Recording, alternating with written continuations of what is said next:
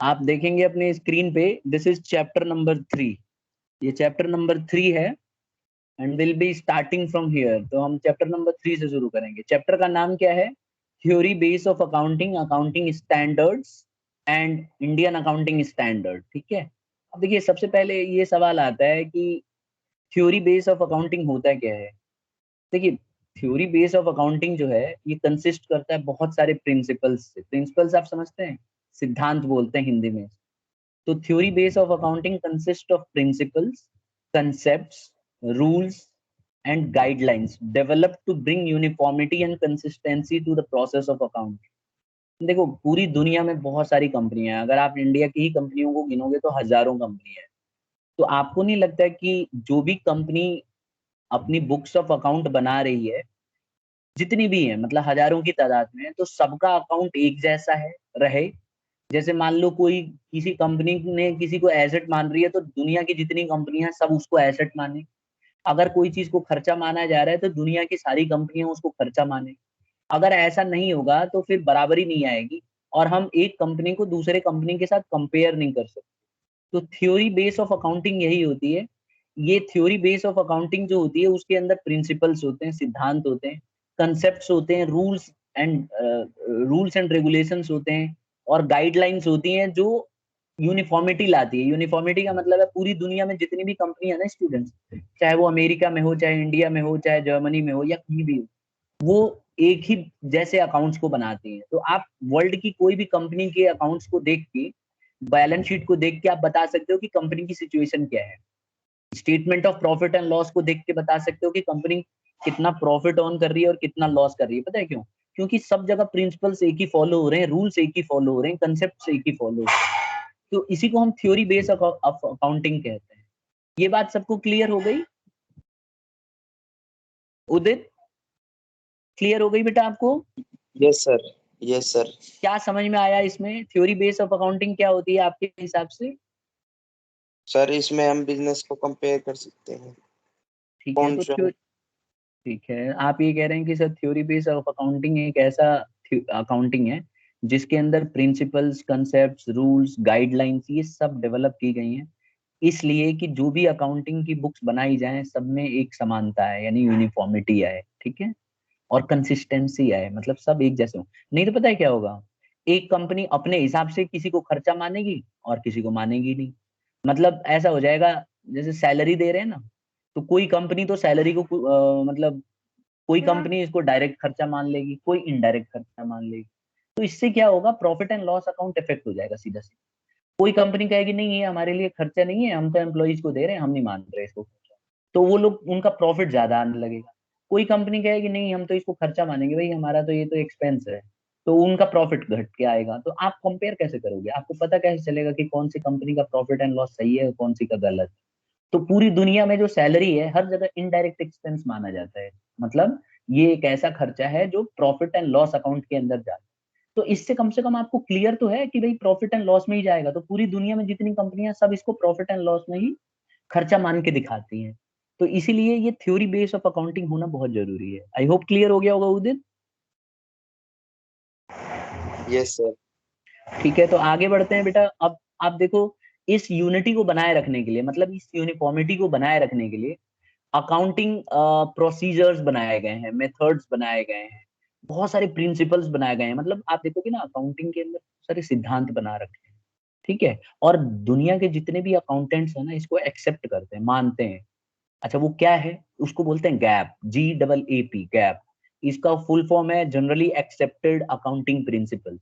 ये वो प्रिंसिपल्स हैं जो पूरी दुनिया मानती है, और इन्हीं प्रिंसिपल्स को आज हम पढ़ने वाले हैं। यानी कि पूरी दुनिया ने मिलके एक अकाउंटिंग प्रिंसिपल बनाया, और मोस्टली आप देखेंगे दुनिया की सारी कंपनियां इस अकाउंटिंग प्रिंसिपल्स को एक्सेप्ट करते हैं। जनरली एक्सेप्टेड इसलिए बोल रहे हैं कि ज्यादातर कंपनियां, वर्ल्ड में जितनी भी कंपनियां हैं, ज्यादातर देश इसको मानते हैं, इन प्रिंसिपल्स को। यानी कि ये प्रिंसिपल्स क्या हैं? ये रूल्स हैं, ये स्टैंडर्ड्स हैं, ये प्रोसीजर्स हैं जो हर एक कंपनी को फॉलो करना पड़ता है। ठीक है। अब देखो, यहाँ नीचे लिखा हुआ है मैंने कि the rules and guidelines used in preparing accounting reports are termed as generally accepted accounting principles। जो रूल्स और गाइडलाइंस हैं जो अकाउंटिंग रिपोर्ट्स को प्रिपेयर करने में बनाई जाती हैं, उसके अंदर ये जो गैप है, यानी कि जनरली एक्सेप्टेड अकाउंटिंग प्रिंसिपल्स, इनको फॉलो किया गया है। अब इन प्रिंसिपल्स को हम लोग क्या कहते हैं? जनरली इन प्रिंसिपल्स को, इन सिद्धांत को हम कंसेप्ट्स या कन्वेंशंस के नाम से जानते हैं। ठीक है, या तो हम इनको कंसेप्ट्स कहते हैं या कुछ लोग कन्वेंशंस भी कहते हैं, लेकिन दोनों में फर्क है। कंसेप्ट्स क्या होता है? बिल्कुल एकदम स्पेसिफिक रूल जो फॉलो किया जाता है। और कन्वेंशंस क्या होता है? कहावत, मान्यता। ठीक है, तो दोनों में थोड़ा सा फर्क है, हम आगे डिटेल में पढ़ेंगे। बस आपको ये समझ लेना है कि पूरी दुनिया में जो अकाउंटिंग, जो हमारी थ्योरी बेस ऑफ अकाउंटिंग है, इसमें प्रिंसिपल्स, कंसेप्ट्स, रूल्स, गाइडलाइंस ये सब डेवलप किए गए जानबूझ के, जिससे यूनिफॉर्मिटी बनी रहे। अच्छा, इस यूनिफॉर्मिटी को बनाए रखने के लिए क्या तैयार किया गया? गैप।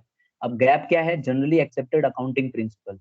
ये क्या होता है कि पूरी दुनिया ने इसको फॉलो किया, और इसको फॉलो करने की वजह से वर्ल्ड में जितनी भी कंपनियां हैं, वो सब इसको फॉलो करती हैं, और सबका अकाउंटिंग जो तरीका है रिकॉर्ड करने का बुक्स में, वो ऑलमोस्ट सेम है। और इन्हीं प्रिंसिपल्स की मदद से हम लोग अकाउंट्स की बुक में रिकॉर्ड करते हैं। Is it clear? Yes sir. ठीक है, अब देखिए यहाँ पे ये सारे के सारे अकाउंटिंग प्रिंसिपल्स, मतलब आप देखो अकाउंटिंग कंसेप्ट्स कह सकते हैं इनको। तो these are the accounting concepts. अब एक और चीज आपके दिमाग में क्लियर कर दूं कि देखो, कई बच्चे ये कहते हैं सर अकाउंटिंग कंसेप्ट्स और कन्वेंशंस में थोड़ा सा तो फर्क होगा। बिल्कुल फर्क है। अकाउंटिंग कंसेप्ट्स प्रिंसिपल्स हैं, सीधा सीधा सिद्धांत है, साइंटिफिकली प्रूवन है। लेकिन जो कन्वेंशंस है ना, कन्वेंशंस जो होती है ना, सुनी सुनाई चीजें, जैसे जिसको हम मानते हैं, लोग इसको यूज करते हैं और उनको ये समझ में आ गया कि भाई इसको मानना चाहिए, नहीं तो नुकसान हो जाएगा बिजनेस।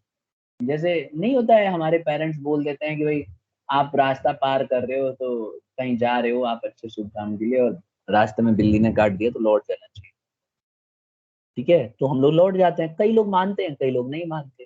तो अकाउंटिंग प्रिंसिपल्स में भी कुछ कन्वेंशंस हैं जो कुछ लोग मानते हैं और कुछ लोग नहीं भी मान सकते हैं। हालांकि इसके पीछे कोई एकदम स्पेसिफिक रीजन नहीं है, लेकिन फिर भी मानने से सही रहता है।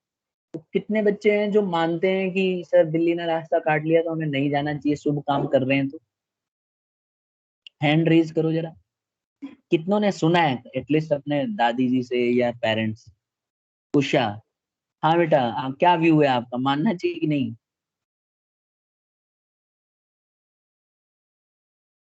उषा, आपने हैंड रेज किया है? उषा यस बताओगी मानना चाहिए कि नहीं मानना चाहिए? सर, नहीं आप, मानना चाहिए बट क्या। ठीक है, तो आपका व्यू ये है कि नहीं मानना चाहिए। वंश, आपको क्या लगता है, मानना चाहिए? सर सर नहीं सुपरस्टिशियस मानना बात फैलती चाहिए, है। वैसे तो लोग कहते हैं नहीं जाना हाँ, चाहिए, लेकिन ये सब नहीं मानना चाहिए। लेकिन कुछ तो रीजन होगा ना बेटा, इतने सारे लोग कह रहे हैं तो कुछ रीजन होगा उसके पीछे, कि नहीं? ऐसे ही हवा हवा में कह रहे हैं क्या हर्ष? कुछ रीजन है क्या हर्ष? नो सर, पता नहीं। नहीं पता? कोई बच्चा मुझे बताएगा क्या रीजन हो सकता है, क्यों मना करता है? सर हम्म सर बड़े बुजुर्ग इसलिए कहते हैं अगर बिल्ली रास्ता काट जाए ना, तो तब हम्म। तक कोई और नहीं करता ना, तुम मत जाना, क्योंकि फिर बुरा होता है कुछ आगे नहीं, जाके। इसके पीछे लॉजिक तो कुछ है नहीं, क्या है लॉजिक? कुछ वो तो नहीं होगा। पता। देखो जहां तक मुझे शायद लग, हाँ बोलो। शायद किसी के साथ सर पहले बुरा हुआ होगा जाने के बाद। देखो क्या होता है ना कि मतलब होता है ना एक कॉन्फिडेंस। अब जैसे मान लीजिए आप किसी बहुत अच्छे काम के लिए जा रहे हैं, ठीक है, और बिल्ली ने रास्ता काट दिया। एक्चुअली आदमी ना, जो उसका कॉन्फिडेंस है वो लो हो जाता है। मतलब उसको लगता है हो ये तो इसने बीच में ही रास्ता काट दिया। तो बड़ों ने ये बोला है कि कभी इस तरह की सिचुएशन आए तो उस काम को टाल दो, या फिर उस रास्ते से क्रॉस मत करो, कहीं दूसरे रास्ते से पकड़ लो। इससे क्या होता है, आपके अंदर कॉन्फिडेंस रहेगा कि भाई मैं इस काम के लिए निकला हूँ, आज ही कर लूंगा। मतलब स्कोप ऑफ डाउट खत्म हो जाएगा। सिर्फ इतना ही रीजन है। ठीक है, अब आजकल की भागदौड़ की जिंदगी में इतना टाइम किसके पास है? अब तो लोग रास्ता काट दे, अब बिल्ली रास्ता काटती है उसको खतरा ज्यादा है। ठीक है, लेकिन पहले लोग मानते थे। इसी तरह से अकाउंट्स के अंदर भी क्या होता है, कुछ ना कन्वेंशन, जैसे मान लिया जाता है कि भाई, जैसे एक सिंपल सा कन्वेंशन बताओ, जैसे अगर खर्चा है बिजनेस के अंदर तो उसको दिखा दो। लेकिन आपको लग रहा है कि देखो, अगर आपको लग रहा है कि खर्चा हो सकता है, मतलब हुआ नहीं है, खर्चा हो सकता है, तो उसको बुक्स में दिखाइए कि खर्चा होगा, है ना? लेकिन अगर आपको लग रहा है कि इनकम हो सकती है लेकिन कंफर्म नहीं है कि इनकम होगी, तो आप उसको मत दिखाओ। तो मतलब ये तो कोई लॉजिक नहीं हुआ। अगर आपको खर्चा लग रहा है, हुआ तो नहीं है ना, लेकिन फिर भी आप उसको दिखा रहे हो। लेकिन अगर आपको इनकम लग रहा है तो नहीं दिखा रहे। तो ये एक सेफ्टी के पॉइंट ऑफ व्यू से रखा गया है। मतलब ऐसा रखा हुआ है कि ठीक है भाई, अगर खर्चा दिखा देंगे तो उसमें कोई बुराई नहीं है, लेकिन इनकम अगर नहीं हुई है तो तब तक मत दिखाओ जब तक इनकम नहीं हो जाती। इससे बिजनेस सेफ रहेगी। मानते हो ना इस बात को? तो ऐसे ही अकाउंटिंग कन्वेंशन के अंदर भी बनाया गया है। मेरी बात समझ रहे हैं आप? जिसका कोई लॉजिक नहीं है। एक दो ऐसे पॉइंट्स आपको मिलेंगे जिसका कोई लॉजिक नहीं है, लेकिन उसको हम लोगों ने अकाउंटिंग कन्वेंशन के अंदर रखा हुआ है। Is it clear to everybody? Class? Yes, sir. ठीक है, तो अब हम कन्वेंशंस और ये कंसेप्ट शुरू करें। Yes, sir. चलिए ठीक है, तो मैं जहां तक समझता हूँ ये समझ में सबको आ गया है कि थ्योरी बेस ऑफ अकाउंटिंग जो है, प्रिंसिपल्स, कंसेप्ट, रूल्स, गाइडलाइंस, इन सबको मिला के बनाई गई है और जानबूझ के बनाई गई है जिससे यूनिफॉर्मिटी रहे, जितनी भी दुनिया में कंपनियां हैं वो रिकॉर्ड करें। दूसरी बात, इस यूनिफॉर्मिटी को बनाने के लिए बहुत सारे accounting procedures, methods, accounting principles को हम फॉलो करते हैं, जिसको हम बोलते हैं गैप, यानी कि जनरली एक्सेप्टेड अकाउंटिंग प्रिंसिपल्स। ये वो प्रिंसिपल्स हैं, ये वो कंसेप्ट्स हैं, ये वो कन्वेंशंस हैं जिनको बनाया गया और इनको ज्यादातर देश इसको मानते हैं और कंपनियां इनको मानती हैं। अब वो क्या है, तो आपके स्क्रीन पे अभी दिख रहा है आपको। ये हमारे पास 13 अकाउंटिंग कंसेप्ट्स हैं, जिसके अंदर ऑब्वियसली कन्वेंशंस भी हैं एक आध। तो ये देखिए आपके सामने है। कौन कौन से हैं देखिए यहाँ पे। Business entity concept, money measurement concept, going concern, accounting period, cost, dual aspect, revenue recognition concept, matching concept, full disclosure, consistency, prudence concept, materiality, objectivity. तो यही स्टूडेंट्स हम 13 पहले हम इनको अच्छे से पढ़ेंगे। ठीक है, इनमें से क्वेश्चन आपसे पूछे जाएंगे और आपको पता होना चाहिए कि कौन सा क्या प्रिंसिपल कहता है। और जब भी हम अकाउंट्स को जब आप सॉल्व करोगे ना क्वेश्चन, तो ये सारे के सारे प्रिंसिपल आप देखना, आप इनको दिमाग में सोच के देखना, आप इनको हमेशा इस्तेमाल करते हुए नजर आएंगे, हमेशा। ठीक है, इंडिया में जब भी हम मतलब जितनी भी कंपनियां हैं अकाउंट्स को रिकॉर्ड करती है ना, तो ये सारे के सारे प्रिंसिपल्स को रिकॉर्ड करती हैं और इसी तरह से दुनिया में दूसरी कंपनियां वो भी करती हैं। तो इसीलिए एक समानता रहता है सबका। अब देखो, सबसे पहले हम समझते हैं बिजनेस एंटिटी कंसेप्ट। सबसे पहला पॉइंट क्या है? Business entity concept. देखो, बिजनेस एंटिटी कंसेप्ट बड़ा सिंपल है। इसमें कहा गया है कि जो मालिक है, जो बिजनेस का मालिक है, वो बिजनेस से एकदम अलग माना जाएगा। अब आप कहेंगे सर ये तो बहुत अजीब सी बात है, ऐसे कैसे मान लें? मतलब बिजनेस के मालिक ने बिजनेस के अंदर पैसा लगाया तो बिजनेस से अलग थोड़ी ना हुआ, वो तो बिजनेस का ही हिस्सा है। लेकिन बिजनेस ऐसा नहीं मानती स्टूडेंट। बिजनेस कहती है कि अगर किसी व्यक्ति ने किसी बिजनेस को स्टार्ट किया है, उसके अंदर पैसा लगाया है, तो उसका कोई भरोसा नहीं है कल सुबह उठ के वो बोलेगा मेरे पैसे वापस। तो बिजनेस कहेगी ये ले भाई अपने पैसे पकड़ और निकल यहाँ से जा। तो बिजनेस ना किसी भी मालिक को मालिक नहीं मानती। बिजनेस कहती है कि हम अलग हैं, ठीक है, और हम ओनर से अलग हैं। हम अपने नाम से जमीन खरीद सकते हैं, अपने नाम से बिजनेस कर सकते हैं, अपने नाम से हम केस लड़ेंगे। अगर किसी के साथ अन्याय हुआ है तो हमारे नाम से वो केस करेगा, हम उसकी केस को लड़ेंगे। ठीक है, तो बिजनेस मालिक से बिल्कुल अलग मानती है। ये बात समझ में आई?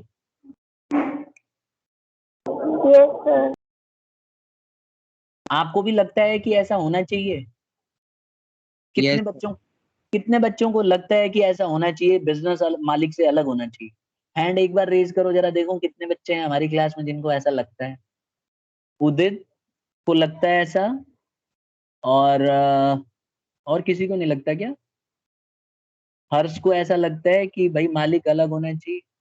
ठीक है, मतलब 6 स्टूडेंट्स को लग रहा है, 7 स्टूडेंट्स को लग रहा है कि बिजनेस जो है मालिक से अलग होनी चाहिए, बाकी बच्चों को नहीं लग रहा है। मतलब ये बहुत अजीब सी बात है। देखो मैं इसका कंसेप्ट समझाता हूँ। जैसे मान लीजिए रिलायंस कंपनी है, तो आपको क्या लगता है रिलायंस कंपनी में कितने मालिक होंगे? बताइए जरा, एक बच्चा मुझे बताइए जरा। हर्ष बेटा, रिलायंस कंपनी में कितने लोग होंगे जिनका पैसा लगा होगा? सर काफी सारे लोग होंगे फिर भी अंदाजे से। सर 10 15 से 20। बस? क्या बात कर रहे हो? सर हाँ करोड़ों होंगे। हाँ, करोड़ों हो सकते हैं, लाखों तो होंगे ही एटलीस्ट। देखो ऐसा होता है ना, कंपनी को जब बिजनेस करती है कंपनी, तो जब कंपनी को पैसे चाहिए होते हैं ना, तो कंपनी पता है क्या करती है? लोगों से ही तो पैसे लेती है। मेरे से, आपसे। अब आप कहेंगे सर हम क्यों देंगे, हम तो नहीं देंगे। बेटा देते हैं हम लोग। कैसे देते हैं, देखो डायरेक्टली या इनडायरेक्टली देते जरूर हैं। जैसे आपने जो पैसा बैंक में जमा किया है, आप ही के पैसे को बैंक वाले जो है बिजनेस के अंदर लगा देते। तो इनडायरेक्टली देखा जाए तो हमारा पैसा जमा है, या यूं कह लो बैंक वालों ने जमा कर रखा है, तो बैंक मालिक हो गया, तो बैंक ने भी तो पैसा जमा किया हुआ है।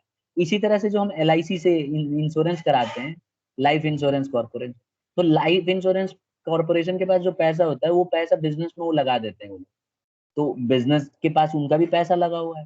तो इसी तरह से, और जैसे मान लो मैं हूं, तो मैं भी मान के चलिए किसी कंपनी का अगर मैं शेयर खरीद लेता हूँ, जैसे अभी फिलहाल मैंने पंजाब नेशनल बैंक के शेयर्स खरीद रखे हैं, ठीक है, तो मैं उसका ओनर माना जाऊंगा, मतलब एक तरह से शेयर होल्डर माना जाऊंगा।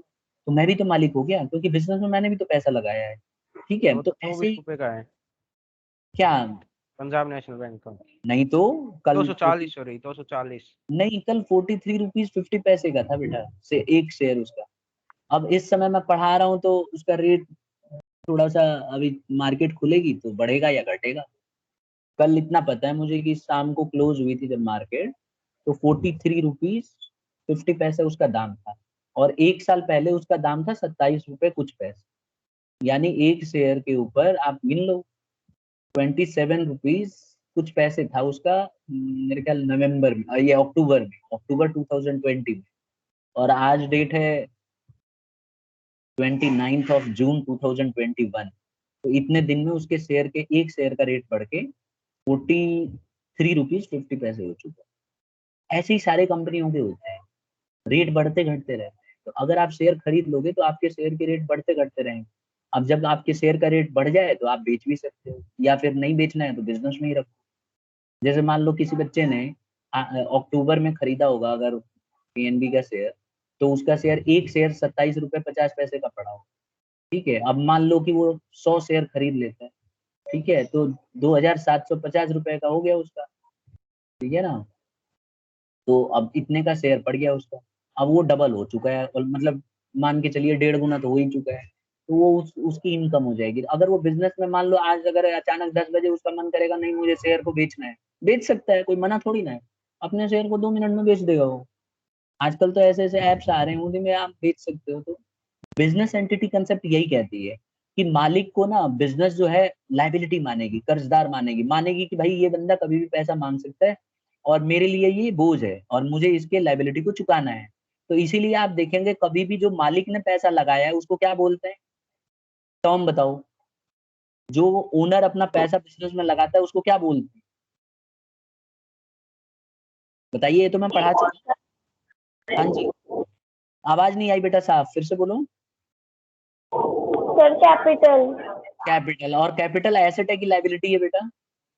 Sir liability. लाइबिलिटी। अब समझ में आया कि लाइबिलिटी क्यों मानते हैं, बिजनेस इसको लाइबिलिटी क्यों मानती है, क्योंकि ओनर को वो लाइबिलिटी मानती है। और ओनर का दिया हुआ जो पैसा है कैपिटल, वो लाइबिलिटी है बिजनेस के लिए। तो इसीलिए, क्योंकि वो उसका कोई भरोसा नहीं है ना, वो कभी भी, अभी देखो ना मुकेश अंबानी का बहुत पैसा लगा हुआ है रिलायंस में, उनका कोई भरोसा है, बोल देंगे मेरे को पैसे चाहिए, ले लेंगे, निकाल सकते हैं। तो बिजनेस को देना पड़ेगा ना, बिजनेस मना थोड़ी ना करेगी, वो अपना पैसा जब मन करे निकाल सकते हैं। तो इसीलिए बिजनेस के लिए वो लाइबिलिटी है, कर्जदार है, कभी भी अपने पैसे मांग सकते हैं। अच्छा, बिजनेस को उनसे कोई फर्क नहीं पड़ता, आज अगर मुकेश अंबानी जी की डेथ हो जाती है तो क्या रिलायंस बंद हो जाएगी? नहीं होगी। उसके अंदर करोड़ों पैसे लगे हुए हैं, बहुत सारे इन्वेस्टर हैं, बैंक्स हैं, हम जैसे लोग हैं। ठीक है, हाँ ये मान सकता हूँ कि मुकेश अंबानी जी का बहुत पैसा लगा हुआ है, लेकिन ऐसा भी नहीं है कि सारा पैसा उन्हीं का लगा हुआ। आई होप क्लियर हो गया होगा सबको। Yes sir. तो बिजनेस एंटिटी कंसेप्ट समझ में आ गया? कौन बच्चा समझा रहा है what is business entity concept अपनी भाषा में, सिंपल लैंग्वेज? कौन बताएगा? तनीषा, हाँ बेटा बताओ। सर बिजनेस एंटिटी कंसेप्ट ये कहता है कि जो बिजनेस है और ओनर है वो दोनों अलग अलग होते हैं। ओनर को बिजनेस एज ए लायबिलिटी समझता है, क्योंकि ओनर जो होता है वो बिजनेस से कभी भी अपने पैसे निकाल सकता है। ठीक है, बहुत बढ़िया, एकदम परफेक्ट एक्सप्लेनेशन है। ठीक है, अच्छी टीचर बनोगी लग रहा है तुम, अगर बनना चाहोगी तो। बनना सर है? टीचर बनना। टीचर नहीं बनना ना? Yes sir. अरे मैं कह रहा हूँ टीचर बनना है कि नहीं? सर नहीं बनना। हाँ ये भी ना बात, वेरी गुड। क्योंकि अब टीचर बनना रेस्पेक्टफुल तो जॉब रहा नहीं, और कुछ अच्छा बनो जहाँ सैलरी बढ़िया मिले, नहीं है ना? चलिए ठीक नहीं है। सर, को पूरी रिस्पेक्ट नहीं चाहिए। नहीं नहीं ठीक है, मैं ऐसे ही लाइटर नोट में बोल रहा हूँ। अच्छी बात है। तो क्या गोल है आपका? CA, CS? Sir CA. Very good. ठीक है, तो ध्यान से समझते रहो, फिर बहुत जरूरी है। सीए के लिए तो एक भी गलती हो गई तो फंस जाएगा वो, क्योंकि वो भी तो बिजनेस का एक पार्ट होता है, बहुत बड़ा रोल होता है बिजनेस के अंदर। ठीक है, तो आगे बढ़ जाते हैं। दूसरा है मनी मेजरमेंट। देखिए मनी मेजरमेंट कंसेप्ट है एक, ये भी एक प्रिंसिपल है। अब आप कहेंगे सर ये क्या है? देखिए मनी मेजरमेंट प्रिंसिपल ये कहता है कि जो ट्रांजैक्शन रुपए की टर्म्स में हम कंपेयर कर पाएंगे ना, उसी को हम अकाउंट्स की बुक में रिकॉर्ड करेंगे। ये मैं पहले भी आपको बता चुका हूँ जब हम थ्योरी पढ़ रहे थे। मतलब अकाउंट्स की बुक में सिर्फ वही ट्रांजैक्शन रिकॉर्ड होंगी जिनको हम पैसे की कीमत नाप सकते हैं। जैसे ये कार देख रहे हैं, मान के चलते हैं कि ये कार बिजनेस की है, बिजनेस ने अपने लिए खरीदा है, बिजनेस के अंदर यूज होती है सामान लाने ले जाने के लिए। ठीक है, अब ये कार की कीमत 5 लाख है, तो इसको हम बुक्स ऑफ अकाउंट में रिकॉर्ड कर लेंगे। कैसे करेंगे? एसेट साइड में दिखाएंगे 5 लाख, दिखाएंगे कार और लिख देंगे 5 लाख। ठीक है, और कैश में अगर हमने पे किया है तो कैश को कम कर देंगे 5 लाख। तो मतलब एक बढ़ा और एक घटा, तो हमने इसको बैलेंस शीट में दिखा दिया क्योंकि हम इसको मेजर कर पा रहे थे। इसी तरह से बिल्डिंग की कीमत है मान लो 50 लाख, तो इसको हम बिल्डिंग को कीमत, मतलब एक ऑफिस है बिल्डिंग का छोटा सा, ठीक है, तो अब हम इसको अगर हम कंपेयर करते हैं, भाई 50 लाख का हमें पड़ा था, हमने बनाया था आज से कई साल पहले, तो हम इसको अब बुक्स ऑफ अकाउंट में 50 लाख से दिखाएंगे। ठीक है, और क्योंकि हम इसको मेजर कर पा रहे हैं तभी दिखाएंगे। अगर हम मान लो एक बार को मेजर नहीं कर पा रहे, हमें नहीं पता कितने का है, और हम इसको रुपए में नहीं कर पा रहे हैं, तो हम इसको बुक्स ऑफ अकाउंट में नहीं दिखाएंगे। तो यही मनी मेजरमेंट कंसेप्ट कहता है। सबको समझ में आ गया? Yes sir. कौन समझा रहा है बेटा इसको? कौन बच्चा समझाएगा? अनम्यूट करके समझाओ अपने आप। सर जो ट्रांजैक्शन बुक्स हाँ बोलो। में अकाउंट्स में वो ट्रांजैक्शन रिकॉर्ड होती है जो मनी की टर्म में मेजर की जाए। उन्हीं को रिकॉर्ड करेंगे। अच्छा ठीक है, चलो मैं पूछता हूँ, बताना जरा ये रिकॉर्ड होंगी कि नहीं? पूछूं? Yes sir. ठीक है, हमने 10 कार खरीदी, रिकॉर्ड होगी? No sir. नो सर, क्योंकि मनी तो नहीं है उसमें। ठीक है, मनी हमने नहीं बताया। अगर हम यूं कहते कि हमने 10 कार खरीदी और एक कार 10 लाख की है, तब तो रिकॉर्ड हो जाती ना बुक में। Sir sir. एक कार का रिकॉर्ड होता फिर। हाँ, तो वही है कि जो चीज हम अमाउंट मनी की टर्म्स में कंपेयर कर सकते हैं, उन्हीं को हम बुक्स में रिकॉर्ड करेंगे। तो मनी मेजरमेंट यही कहता है कि जो कोई चीज को हम पैसे में कंपेयर कर सकते हैं उसी को रिकॉर्ड करना है, अदरवाइज उसको रिकॉर्ड करना ही नहीं है। नेक्स्ट आता है गोइंग कंसर्न कंसेप्ट। देखिए ये भी बहुत इंपॉर्टेंट कंसेप्ट है। इसमें ये बताया गया है कि बिजनेस कभी खत्म नहीं होगी। सिंपल बात तो ये समझ लो, मतलब कोई भी बिजनेस इसलिए नहीं चलती है कि 4 साल 3 साल में खत्म, फिर हम उसको बिजनेस मानेंगे ही नहीं। कोई भी बिजनेस ऐसी बिजनेस होती है जो चलती रहे, कंटिन्यू चलती रहे, कभी खत्म ना हो, है ना? मतलब कोई बिजनेस इस उद्देश्य से काम नहीं करती कि आज नहीं तो कल खत्म हो जाएगी। जैसे मान लो रिलायंस कंपनी है, अब सबको पता है रिलायंस कंपनी का ओनर मर जाएगा तो बिजनेस थोड़ी ना खत्म हो जाएगी, बिजनेस तो चलती रहेगी। उसका बेटा है मान लीजिए, या उसकी वाइफ है, वो डायरेक्टर है, मतलब तो ऐसा थोड़ी ना है कि वो नहीं रहेंगे तो बिजनेस नहीं चलेगी। बिजनेस मान के चलती है कि वो जिंदगी भर चलेगी, चाहे कोई आए या जाए। तो गोइंग कंसर्न कंसेप्ट ये कहता है कि कोई भी आए जाए इससे कोई फर्क नहीं पड़ता, बिजनेस जो है will last for a longer time. और इसीलिए जब भी हम कोई एसेट खरीदते हैं ना, तो हम एसेट के ऊपर डेप्रिसिएशन लगाते हैं। डेप्रिसिएशन का मतलब मैंने समझाया था क्लास स्टार्ट होने से पहले, कि डेप्रिसिएशन एसेट की वैल्यू में गिरावट आती है, जो हम धीरे धीरे वैल्यू खत्म हो जाएगी। तो हमें उसके लिए पहले से ही कुछ पैसे काट के चलना पड़ता है कि कल को अगर उसकी वैल्यू 0 हो जाएगी तो हमें उसको दोबारा से लगाना पड़ेगा। और क्योंकि बिजनेस कभी खत्म नहीं होगी तो हमें दोबारा उसकी जरूरत पड़ेगी। तो इसीलिए हम एसेट की वैल्यू को डेप्रिसिएट कर, क्योंकि हम मान के चलते हैं कि बिजनेस जिंदगी भर चलती रहेगी। समझ गए? तो गोइंग कंसर्न कंसेप्ट क्या कहता है बड़े सिंपल वर्ड्स में, कि गोइंग कंसर्न कंसेप्ट ये कहता है कि business will last for a longer time and it will never and, it will keep on continuing and it will go for ever. तो ये चलता रहेगा चलता रहेगा, ये नेवर एंडिंग प्रोसेस है और कभी भी खत्म नहीं होगा। आई होप क्लियर हो गया होगा ये वाला पॉइंट। Yes. Yes, sir. तो इसको हम बोलते हैं गोइंग कंसर्न कंसेप्ट। फिर एक और आता है अकाउंटिंग पीरियड कंसेप्ट। देखिए अकाउंटिंग पीरियड कंसेप्ट ये कहता है कि अकाउंट, देखो अभी हमने पढ़ा कि अकाउंट्स कभी मतलब हम मान के चलते हैं कि बिजनेस कभी खत्म नहीं होगी, ठीक है। तो बिजनेस जब खत्म ही नहीं होगी तो ऐसे तो हमें लास्ट तक रुकना पड़ेगा कि भाई प्रॉफिट या लॉस कितना हो रहा है।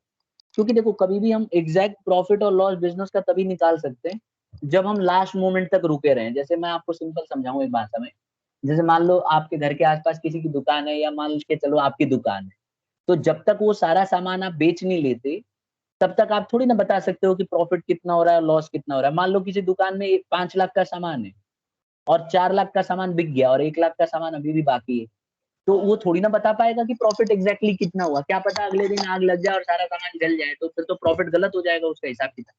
पता चला पहले प्रॉफिट सोच रहा था अचानक लॉस हो गया, तो ऐसे तो उसको रुकना पड़ेगा। लेकिन अगर वो रुकेगा तो बिजनेस करेगा कैसे? क्योंकि हर आदमी को बिजनेस में प्रॉफिट और लॉस नहीं पता चलेगा तो उसके हिसाब से डिसीजन कैसे लेगा, और बिजनेस तो कभी बंद होगी ही नहीं। तो इसीलिए ये दिमाग लगाया गया कि अकाउंटिंग पीरियड कंसेप्ट को लाया गया। इसमें क्या तय किया गया कि क्योंकि अकाउंट्स कभी, क्योंकि बिजनेस तो कभी नेवर एंडिंग प्रोसेस है, कभी खत्म ही नहीं होगी, तो इसीलिए तय किया गया कि बिजनेस का ना एक अकाउंटिंग पीरियड मान लिया जाए जो कि 1 साल का हो सकता है, 1.5 साल का हो सकता है। मतलब बिजनेस डिसाइड करेगी, जनरली 1 साल का होता है, 1 अप्रैल से 31 मार्च तक का। और हर साल अकाउंट्स क्या करेगी, अपना प्रॉफिट लॉस बनाएगी 31 मार्च तक का, जो भी सेल हुआ है परचेज हुआ है, और उसके हिसाब से वो डिसाइड करेगी कि बिजनेस को कितना प्रॉफिट हुआ है और कितना लॉस हुआ है। बात समझ में आ रही है बेटा वंश? सर। यस समझ सर। में? हाँ, तो समझा सकते हो अकाउंटिंग पीरियड कंसेप्ट क्या है, कहता है अपनी भाषा में, सिंपल भाषा में? सर जो बिजनेस है वो तो कभी एंड ही नहीं हो सकता, वो मतलब लास्ट टाइम तक चलता रहता है। तो हम्म इसको प्रॉफिट एंड लॉस को सोल्व करने के लिए अकाउंटिंग पीरियड बनाया गया है हम्म कि ज्यादातर है ना 1 या 2 साल का होता है।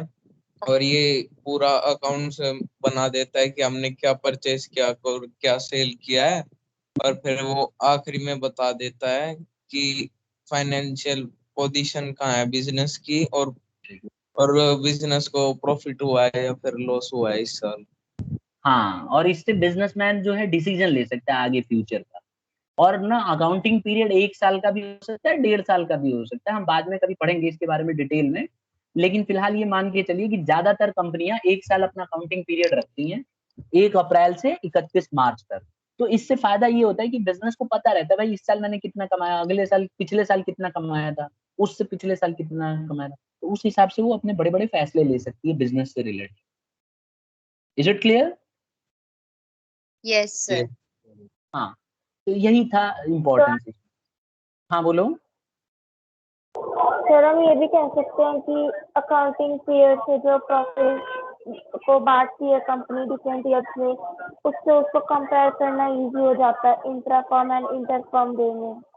बिल्कुल इजी हो जाता है, और अकाउंटिंग पीरियड को इसलिए लाया गया जिससे कि हम क्योंकि बिजनेस तो कभी खत्म होगी ही नहीं, तो क्या हम बैठे रहें चुपचाप? नहीं बैठ सकते। तो इसीलिए अकाउंटिंग पीरियड को इसलिए तय किया गया कि भाई एक टाइम बना लो, 1 साल का कर लो, जिसमें हर एक बिजनेस को अपना अकाउंट बनाना पड़ेगा और देखना पड़ेगा कि कितना सामान बेचा, कितना खरीदा, कितना पैसा आया, कितना गया, और ओवरऑल हमारा बिजनेस में प्रॉफिट कितना है और लॉस कितना है, और कितने एसेट्स हैं और कितने लायबिलिटी हैं। तो इसीलिए इसको बना के और सिंपल रखा गया। Is it clear now? ये तो हमने 4 अकाउंटिंग कंसेप्ट पढ़ लिए, मैं एक बार रिवाइज करा देता हूँ। एक तो हमने पढ़ा बिजनेस एंटिटी कंसेप्ट, जिसमें हमने पढ़ा कि मालिक और बिजनेस दोनों अलग अलग है, बिजनेस कभी भी मालिक को मालिक नहीं मानती और उसको लायबिलिटी मानती है। दूसरा हमने पढ़ा मनी मेजरमेंट कंसेप्ट, जिसमें हमने पढ़ा कि कोई भी चीज जब तक पैसे की टर्म्स में कंपेयर नहीं हो सकती तब तक हम उसको अकाउंट्स की बुक में रिकॉर्ड नहीं करेंगे, इसीलिए बिजनेस के अंदर वही चीजें रिकॉर्ड होती हैं जो पैसे में कंपेयर किया जा सके। फिर हमने पढ़ा गोइंग कंसर्न कंसेप्ट, हमने पढ़ा कि कोई भी बिजनेस जो है जिंदगी भर के लिए, लॉन्ग टाइम के लिए लास्ट करेगी, और इसी के लिए हम मान के चलते हैं कि कोई भी बिजनेस कभी भी खत्म नहीं होगी और चलती रहेगी, चलती रहेगी। और इसी के लिए हम लोग डेप्रिसिएशन करते हैं और सारे कदम उठाते हैं। फिर हमने चौथा पढ़ा कि अकाउंटिंग पीरियड कंसेप्ट, इसमें हमने पढ़ा क्योंकि बिजनेस कभी खत्म नहीं होगी तो अकाउंट्स में पीरियड बनाए गए कि भाई 1 साल का एक पीरियड होगा जो कि 1 अप्रैल से 31 मार्च तक होगा, और हर कंपनी को 1 साल का टर्म निकाल के और कैलकुलेशन करना पड़ेगा कि बिजनेस को प्रॉफिट कितना हुआ और लॉस कितना हुआ। ठीक है, तो उसी के हिसाब से बिजनेस जो है अपना जॉब करती है और फाइनेंशियल पोजीशन को बताती है कि बिजनेस के पास कितना एसेट है, कितना लायबिलिटी है, कितना प्रॉफिट है, कितना लॉस है। तो आप देखेंगे दुनिया में जितनी भी कंपनियां इस प्रिंसिपल को फॉलो करती हैं, आप जाके आज नेट पे सर्च करेंगे तो जितनी भी बड़ी बड़ी कंपनियां हैं सबके आप अकाउंटिंग देख सकते हैं, हर एक एक साल का, 1 अप्रैल से 31 मार्च तक का प्रॉफिट लॉस बनाते हैं, बताते हैं कि हमें कितना इस साल लॉस हुआ, कितना प्रॉफिट हुआ। इससे हम कह सकते हैं कि हर जगह इस चीज को फॉलो किया जाता है। यहाँ तक सबको समझ में आ गया है? Yes, sir. Yes, sir.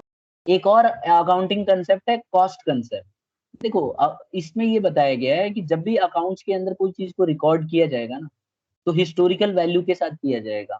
ठीक है, मतलब उस वैल्यू के साथ किया जाएगा जब उसको खरीदा गया था, तो वो जितने की थी उतना ही रेट उसमें लिखा जाएगा। जैसे मान लीजिए एक बिजनेस ने अपने बिजनेस के अंदर ये कार खरीदी और बिजनेस के लिए खरीदी है, मतलब पर्सनल यूज के लिए अगर खरीदेगा तो वो तो बिजनेसमैन अपने घर पे रिकॉर्ड करेगा, बुक्स में रिकॉर्ड होगी नहीं, क्योंकि वो उसका अपना पर्सनल है। बिजनेस के लिए जो है, मान लो बिजनेस ने इसे खरीदी और ये पड़ा सपोज करो 15 लाख, तो इसको ना 15 लाख से ही रिकॉर्ड किया जाएगा बैलेंस शीट के अंदर। ठीक है, और फिर आगे इसकी वैल्यू जैसे जैसे घटती रहेगी इसमें माइनस कर करके हर साल इसकी वैल्यू लिखा जाएगा। जैसे मान लो 15 लाख में खरीदा और ये अंदाजा लगाया गया कि ये एसेट जो है 15 साल चलेगी बिजनेस के अंदर, है ना, तो हर साल 1-1 लाख इसकी कटौती होगी, क्योंकि 1-1 लाख का खत्म करते करते करते 15 साल में 0 की हो जाएगी। तो हम क्या करते हैं, 1 साल के बाद ये 14 लाख की हो जाएगी, अगले साल ये 13 लाख की हो जाएगी, फिर अगले साल ये 12 लाख की हो जाएगी, फिर उससे अगले साल ये 11 लाख, 10 लाख, ऐसे करते करते 1-1 लाख कम होती जाएगी हर साल। तो ये हम लोग अपना मेथड अपना सकते हैं। कुल मिला के कॉस्ट कंसेप्ट ये कहता है कि कोई भी एसेट जब खरीदी जाती है और जो भी उसकी उस दिन कीमत थी, जिस दिन हमने उसे खरीदा, तो उसी कीमत से उसको रिकॉर्ड किया जाएगा in the books of account. बाद में इसकी वैल्यू अगर बढ़ भी जाती है तो हम इसकी वैल्यू को बढ़ते हुए वैल्यू से नहीं दिखाएंगे, और घट भी जाती है अगर मार्केट में तब भी हम नहीं दिखाएंगे। हम उसी वैल्यू से इसको रिकॉर्ड करेंगे जिस वैल्यू पे हमने इसे खरीदा, यानी कि historical cost. Is it clear now? Yes, sir. ठीक है, अब एक और हम पढ़ते हैं आखिरी कंसेप्ट, इसके बाद हम कल कंटिन्यू करेंगे। Dual aspect concept. ये क्या कहता है कि एक हाथ दो एक हाथ लो, मतलब ड्यूल एस्पेक्ट कंसेप्ट ये कहता है कि बिजनेस जो है दो एस्पेक्ट को रिकॉर्ड करेगी, एक रिसीविंग और एक गिविंग। मतलब कोई भी ट्रांजैक्शन जब होती है तो आपने नोटिस किया होगा, एक आता है और दूसरा जाता है। जैसे मान लीजिए कार खरीदा, तो कार आई और पैसा गया, है ना। अगर हमने उधार में खरीदा तो कार आई यानी एसेट आया, और उधार खरीदा है तो हमारा जो है लेनदार बढ़ जाएगा यानी कि लायबिलिटी बढ़ जाएगी, तो क्रेडिटर बढ़ जाएगा। तो एक तरफ तो हमारी मतलब कार बढ़ जाएगी यानी कि एसेट बढ़ जाएगा, और दूसरी तरफ हमारी लायबिलिटी बढ़ जाएगी यानी कि क्रेडिटर बढ़ जाएगा। और अगर हम कैश में देते हैं तो एक तरफ हमारा एसेट बढ़ जाएगा और दूसरी तरफ हमारा कैश घट जाएगा। इसी को बोलते हैं ड्यूल एस्पेक्ट कंसेप्ट। ये कंसेप्ट ये कहता है कि कोई भी ट्रांजैक्शन होगी तो उसके कम से कम दो एस्पेक्ट होंगे, एक डेबिट और एक क्रेडिट, और हमने दोनों को रिकॉर्ड करना। तो हर एक ट्रांजैक्शन का जब भी आप अकाउंट्स के क्वेश्चन करेंगे तो हर एक ट्रांजैक्शन के कम से कम दो एस्पेक्ट को आप दिखाएं, और इसीलिए अगर कोई फ्रॉड भी करेगा तो पकड़ा जाए। क्योंकि मान लो अगर वो कैश में बेईमानी करता है तो एसेट में फंस जाएगा, क्रेडिटर्स में फंस जाएगा। अगर उधार खरीदता है तो क्रेडिटर्स दिखाएगा और एसेट दिखाएगा, तो इसीलिए फ्रॉड करना इसमें नामुमकिन, और अगर कोई करता है तो पकड़ा जाएगा। Is it clear students? Sir. ठीक है, तो आज हम इतना ही करते हैं स्टूडेंट्स। ठीक है, और अगली क्लास में हम इसके अकाउंटिंग कंसेप्ट को खत्म कर देंगे। ठीक है, Yes. तो इनको अच्छे से नोट्स बनाइए और इनको अच्छे से रिकॉर्ड कीजिए, रिवाइज कीजिए।